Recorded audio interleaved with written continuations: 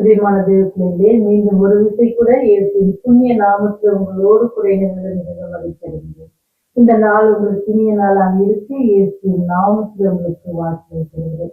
இன்னைக்கு நமக்கு வருகிற செய்தி வாக்குதத்தின் செய்தி எங்கிருந்து பார்த்தீங்கன்னு சொன்னா, ஏசாயா தீர்க்கதரிசன புத்தகம் 5ஆம் அதிகாரம் 4வது வசனம்.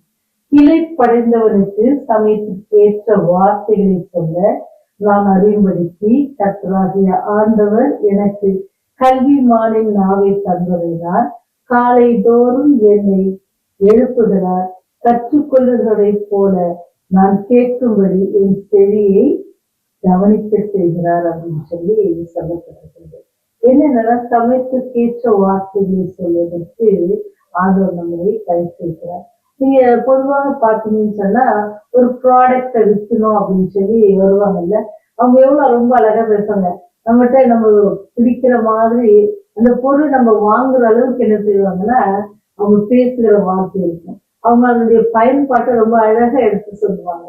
நீங்க இந்த பொருளை வாங்கினீங்கன்னா உங்களுக்கு இந்த கஷ்டமே இருக்காது, இது உங்களுக்கு நீங்க 10 நிமிஷம் இந்த ஒர்க்கை முடிச்சிடலாம், நீங்க ஒன் ஹவரா நீங்க பண்ண வேண்டிய காரியத்தை இது 10 நிமிஷம் உடனே மனசு போய் நமக்கு ரொம்ப ஈஸியாகும்.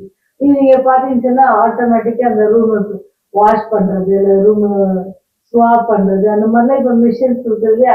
அப்ப அதெல்லாம் பார்க்கும்போது நம்ம அதை செய்யறோம், சுவிட்சை போட்டு விட்டோம்னா அதுவே என்ன செஞ்சிடும், கிளீன் பண்ணிட்டு துடைச்சிடும் அப்படின்னு சொல்லி அப்படி ஒரு பொருளை ஒருத்தவங்க விற்பாங்க அப்படின்னு சொன்னா இந்த பெருக்கிற வேலை பிடிக்காதவங்களுக்கு அது எப்படி இருக்கும், ரொம்ப ஒரு சொல்லுவாங்கல்ல வரப்பிரசாதம் அப்படின்னு தெரியுங்களா?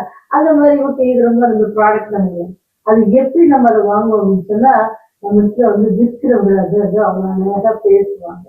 அப்படி பேசும்பொழுது என்ன செய்வாங்கன்னு சொன்னா அது மாத்திர ஒரு சப்போஸ் ஒரு யாராவது புக்ஸ் விற்கிறாங்கன்னு வச்சுங்க, அப்பன்னு சொல்லுவாங்க இந்த புக்ல இந்த விஷயங்கள்லாம் இருக்கு, உங்க பிள்ளைங்க இதை படிச்சு அவங்களுக்கு நல்ல ஒரு காலத்துல நல்ல இதுவா இருக்கும், நல்ல ஆரோக்கியமா இருப்பாங்க. அந்த மாதிரி ஏதாவது ஒரு காரியங்கள் சொல்லும்போது அது நம்மை கவர்ந்து இழுக்கும். அதுதான் என்ன செய்யணும், இனிமையாக பேசும்பொழுது என்ன செய்வாங்க இது பண்ணுவாங்க.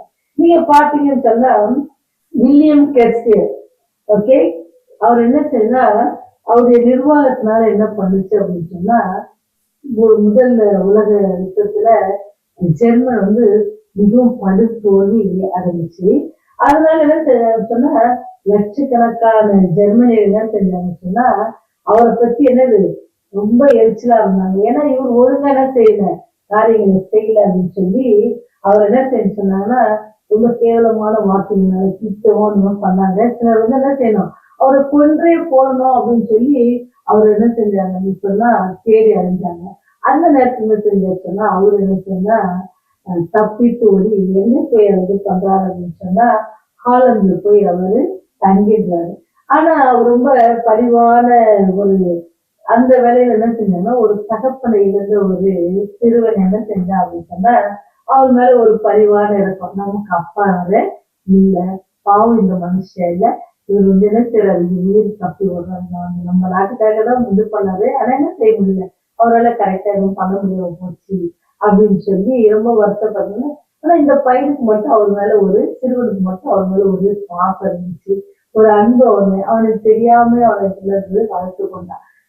அவர் நம்ம நாட்டுக்காக போரிட்டு இருக்கிறார் இல்லையா, ஒருவேளை வெற்றி பெறல அதனால நமக்கு முன்னிருக்காங்க அப்படிலாம் சொல்லி அவனுக்குள்ள மனசுல அப்போ அவரு ஒளிந்திருக்கிறதுக்கு அவங்க அந்த நாட்டுக்கு ஒரு கடிதம் எழுதலாம். அப்ப கடிதம் எழுதும்போது அவரை குறித்து ரொம்ப அழகா எழுதலாம். அதை பார்த்து அவருக்கு ரொம்ப ஆச்சரியமாச்சு. உலகமே அந்த ஊரே என்ன கொன்று போடுறதுக்கு வரை செய்யறாங்க, இந்த சிறுவர்கள் இவ்வளவு நேசிக்கிறாரு அப்படின்னு சொல்லி அவரை பார்ப்பதற்காக வர சொல்றாங்க. அப்படி வர சொல்லும் போது அவருடைய தாயும் அவனு அந்த பையனும் போனாங்க. அந்த சிறுவனை பார்த்த உடனே அவருக்கு ரொம்ப நம்ம எல்லாரும் நேசணும் ரொம்ப அவர் எழுதின அந்த வார்த்தைகள் அவருக்கு ரொம்ப பிடிச்சிருந்துச்சு. அதான் சொல்றா சிறுவன் மனதில இருந்தா அவர் சக்கரவர்த்தி அப்படின்னு சொல்லி அவன் எழுதியிருக்கான். அது மற்றபடிக்கு அதை வார்த்தை என்ன செய்யறது அவருக்கு மனசு ரொம்ப உருகி போயிருந்துச்சு. நம்மள எல்லாரும் இவ்வளோ வசை பாடுறாங்க, ஆனா இந்த மகன் நம்ம இவ்வளவு அழகா பண்ணிட்டான்னு சொல்லி சொல்றாரு. அப்போ அந்த சிறுவனும் அந்த தாயை அங்க போகும்போது அவர் அந்த குடும்பத்தினால கொஞ்சம் இலக்கம் காட்டி என்ன செய்யறாருன்னா அந்த விதவையை மணந்து கொள்றாரு, திருமணம் செய்து கொள்றாரு. திருமணம் செய்து கொண்டு என்ன செய்யறாரு, அந்த பையனையும் அன்போடு என்ன செய்யறாங்க வளர்க்குறாங்க. இப்ப இரக்க குணத்தை கொண்டு என்ன செய்யறாங்க? அப்போ நினைக்கிறாரு, இந்த மகளோட அவங்க அம்மா இவ்வளவு இறக்கமா இருந்தா அந்த பையனுக்கு இவ்வளவு நல்ல குணம் இருக்குன்னு சொல்லி அந்த வார்த்தைகள் பாத்தீங்களா? என்ன நமக்கு வசனம் சொல்லுது? கல்விமானின் நாவே எனக்கு அந்த சிறுவனுடைய வார்த்தை அவருடைய எதிர்க்காக மாற்றி கொடுத்து ஒரு நொந்து போய் அல்லது மனம் சோர்ந்து போயிருந்த மனுஷனுக்கு என்னது உற்சாகத்தை கொடுத்திருக்கு. நாம் பிறருக்கு எப்படி இருக்கும் காட்டுவர்களா இருக்கிறோம் அப்படின்னு பாருங்க. இப்படி கண்ணீரோடு கவலையோடு இருக்கிறவங்க மத்தியில நாம் எப்படி இருக்கோம், மற்றவர்களால் புறக்கணிக்கப்பட்டவர்களை நாம் எப்படி நடந்து கொள்கிறோம் அப்படின்னு சொல்லி இன்னைக்கு நமக்கு கொடுக்கிறப்பாங்க. அதனால ஆண்டவருக்கு நம்ம கேட்ட எப்படி இருக்கிறோமா? கற்றுக்கொள்வதை போல நம்ம கேட்கும்படி என் செவியை திறக்கணும். சிறு நம்மளுடைய கஷ்டங்களை சொல்லும்போது கேட்டு இருக்கிற செவியை அவருக்கு நம்ம சாய்க்கணும் அப்படின்னு சொல்லப்படுகிறது. தேவை இருப்பவர்களுக்கு முடிவுகளுக்கு உதவி செய்ய அவளுக்காக ஜெபம் பண்ணுங்க. அவளுக்கு இனிய வார்த்தைகளை பேசுங்க, இனிய வார்த்தைகள் சொல்லுங்க. தேவன் இருக்கிறாரு. யாரு எல்லாரும் வெறுத்தாலும் எல்லாரும் நேசியாமல் பண்ணலாம், உங்களை அன்பா நேசிக்க இருக்கிறார் அப்படின்னு நீங்க சொல்லுங்க.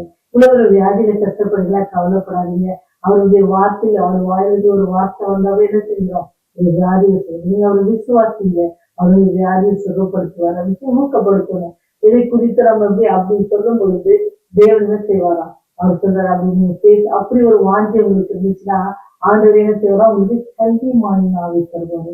இப்ப நீங்க கேட்கலாம், ஆண்டவரே நான் இந்த நாள்ல போறேன், நீங்க எனக்கு கல்வி மாநில நாவை கொடுங்க, நான் பேசுறது மக்கள் கேட்கணும், மற்றவர்கள் பேசுறது நானும் கேட்கணும், எல்லாத்துக்கும் ஏற்ற வேலை ஏற்ற காரியங்கள் ஏற்ற வார்த்தைகளை சொல்லி அவங்களை ஆறுதல் படுத்தணும், அவருக்கு சமாதானப்படுத்தணும், அவரை உற்சாகப்படுத்தணும் அப்படின்னு சொல்லி நம்ம நாளை ஆரம்பிப்படுத்தினா ஆண்டவர் நமக்கு செய்ய வல்லவரா இருக்க.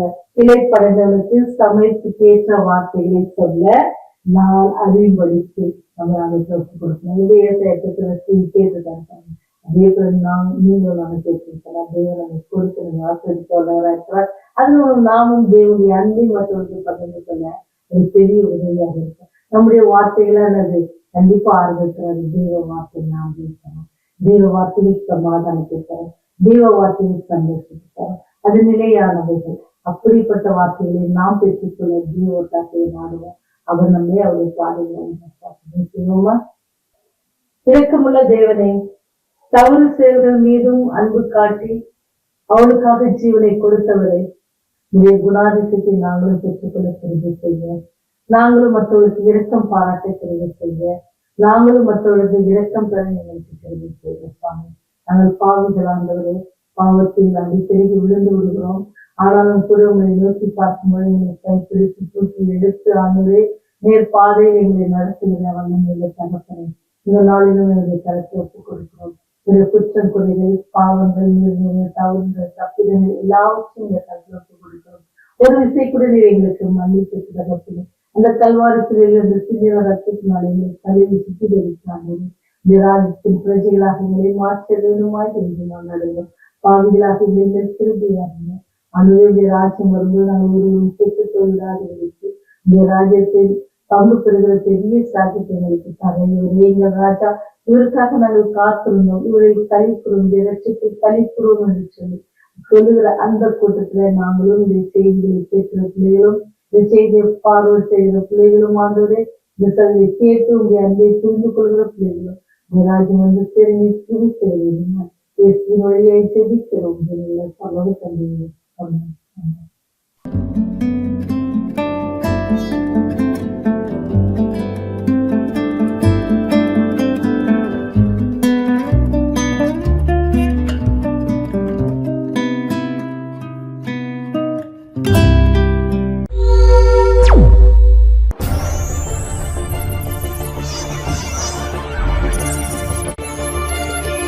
நீங்கள் பார்த்துக் கொண்டிருப்பது உங்கள் ரிவைவல் டிவி.